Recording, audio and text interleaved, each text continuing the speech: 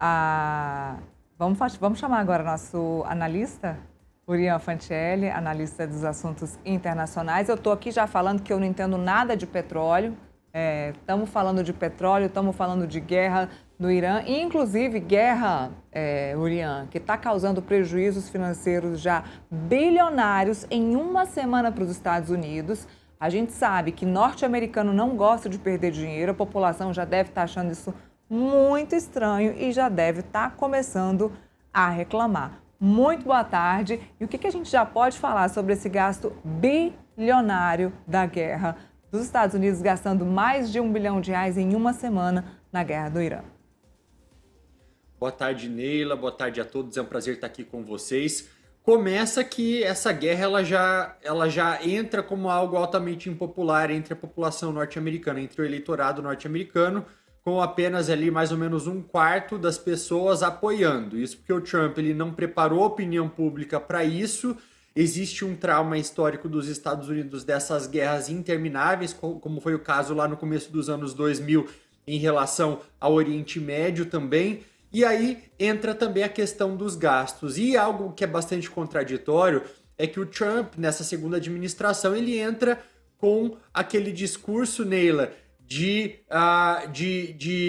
uma eficiência nos gastos. Até você deve se lembrar que existia aquele departamento do Doge, do Elon Musk também, que tinha como objetivo priorizar os gastos do governo. Mas curioso que agora tenha investido tanto dinheiro em uma ação militar ou em uma guerra que até agora não alcançou, pelo menos inicialmente, aqueles objetivos que o Trump tanto falava que seriam alcançados, apesar dele dizer o contrário. Então, realmente, é algo que vai chegar em determinado momento que ele vai precisar pedir, inclusive, para o Congresso norte-americano que aprove um orçamento direcionado para isso. E aí a dúvida, né, se isso vai ser aprovado ou não, porque o que ele está fazendo até agora é agir unilateralmente, levando em conta apenas aquilo que cabe das decisões do presidente dos Estados Unidos. Guerras, operações militares específicas é algo que presidentes norte-americanos, democratas, republicanos ao longo da história, eles até fizeram sem aprovação do Congresso. Agora, guerras prolongadas, aí você já entra em uma outra discussão em que o aval ele vai ser necessário. O presidente Trump deu declarações dizendo que ainda precisa, abre aspas, terminar o serviço, fecha aspas. Estaria Donald Trump perdido em decisões ou jogando verde, Urian? Eu gosto que o Urian já falou sobre isso várias vezes. Donald Trump está perdido? Eu acho que ele tem dado muitos sinais de improvisos, tá? Inclusive, quando a gente olha para aquela notícia que sai da Agência Internacional de Energia, que decide liberar 400 milhões de barris de petróleo, isso acontece depois que os Estados Unidos eles mudam de posição sobre isso também. Porque inicialmente o governo norte-americano estava contra essa atitude, porque ele achava que você liberar aquelas reservas estratégicas com o objetivo de interferir no mercado, né, uma maneira artificial de você interferir no mercado para que o impacto ele não seja tão sentido, ele achava inicialmente que isso seria algo que deveria ser feito no último caso, quando a situação tivesse ainda mais grave. Mas os Estados Unidos eles deram sinais que foram bastante trocados, porque no primeiro momento eles se posicionam contra isso, aí poucas horas depois, menos de 2 horas depois, já mudam de posição, inclusive começam a pressionar outros países aliados para que essa liberação aconteça. Então, quando o país começa a agir dessa maneira, mostra que não tinha algo planejado desde o início. Mostra, talvez, que não contasse que haveria um efeito dominó dessa maneira como tem acontecido.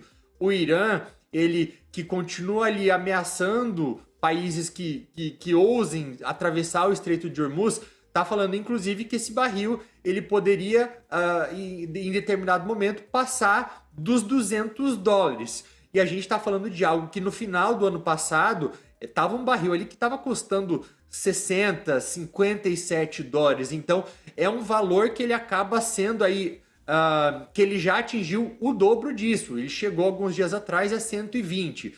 E, como vocês estavam falando, ele vai ter impactos no mundo inteiro, não apenas na Ásia, que é para onde a grande parte desse petróleo vai. E também é importante lembrar, o impacto ele não acaba sendo apenas no petróleo, mas em diversos outros produtos também que passam por lá. Gás natural liquefeito, sobe o preço no mundo inteiro, fertilizantes também, alumínio, então tem um impacto global e com o qual parece que o Donald Trump não contava. E aí a gente começa a relacionar tudo aquilo que tem sido discutido. Se ele não contava com isso, por que isso está acontecendo? E aí volta para a história do erro de cálculo. Erro de cálculo porque achava que seria uma operação cirúrgica, uma operação específica que terminaria muito rápido.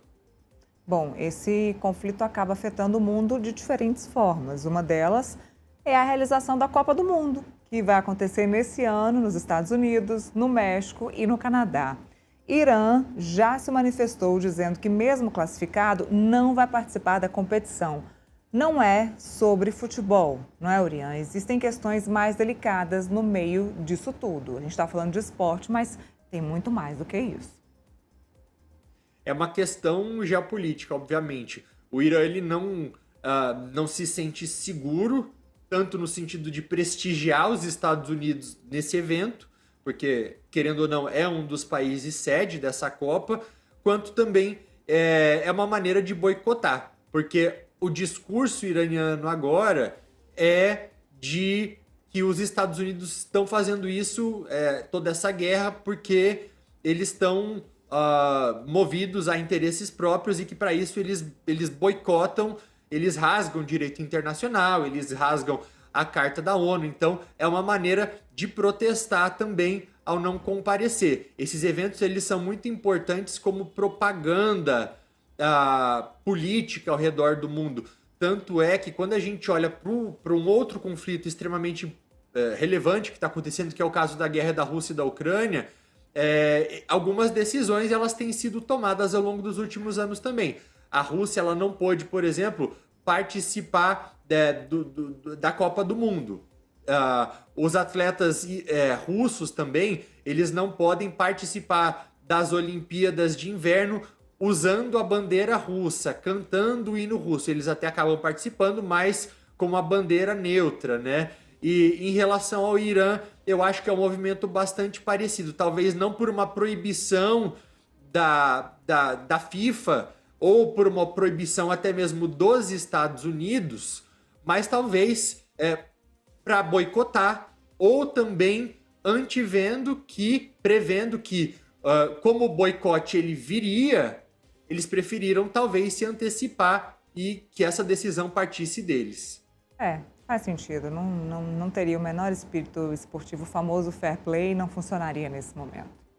Urian, te agradeço mais uma vez. Obrigada por toda a análise e por todas as explicações aqui para nós no contexto. Até a próxima. Obrigado, até a próxima.